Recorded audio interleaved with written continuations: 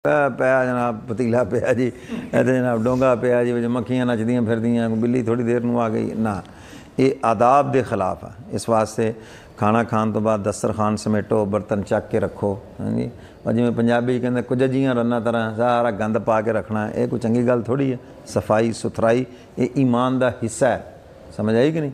असीं वो गंदगी का नाम सादगी रख लिया, हाँ जी, बेतरतीबी का नाम सादगी रख लिया। नहीं, सादगी का मैंने होंदा तकल्लुफात तो हट के आराम नाल जिहड़ा काम करना, समझो कि नहीं। तो ये बेअदबी के अंदर दाखिल है। खाना खादा उठ के हाथ धोवो, कई हाथ नहीं धोणगे में बैठे रहणगे, खाना खाण तो पहले हाथ नहीं धोणगे। भी अपना हाथ ही तुसीं अपने मूँह च पाना है, तो ये तुसीं अगे पैर नूं लाया, जराबां लाइयां, बूट नूं लाया, हाँ जी, मोटरसाइकिल चला के पता नहीं उत्ते किन्नी वारी कामां ने बिठा कीतियां, पता नहीं किन्नी वारी उत्ते की होया है।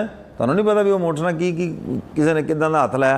मकैनिक जिहड़े हैगे मेरा ख्याल वो आबे जमजम ना धो के हत्थ लांदे होणे ना उन्होंने, हैं पता नहीं कित्थे कित्थे हत्थ मार के हत्थ लाई जांदे ने। तो उत्थों तुसीं जनाब रेस घुमा के आए तो हुण ओही बूथे च पाण डए हो, मूँह च अपने पाण डए हो, सारे जानदे जरासीम पाण डए हो।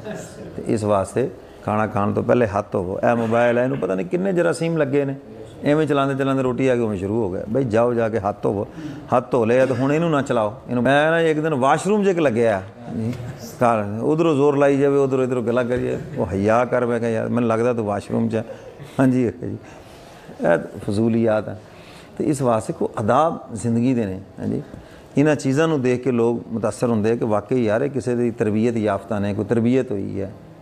तो हाथ धोवो, खाना खा लिया फिर हाथ धोवो। बर्तन अगर पे ने, ये बेगम जाके मसरूफ हो गई, आप चुक लो, की शान घट जाएगी, उन्होंने कट्ठे करो, कट्ठे करके एक पासे रख दो। ये आदाब के अंदर शामिल। और खाने वाल कदे पैर ना करो, ये अल्लाह की नेमत है।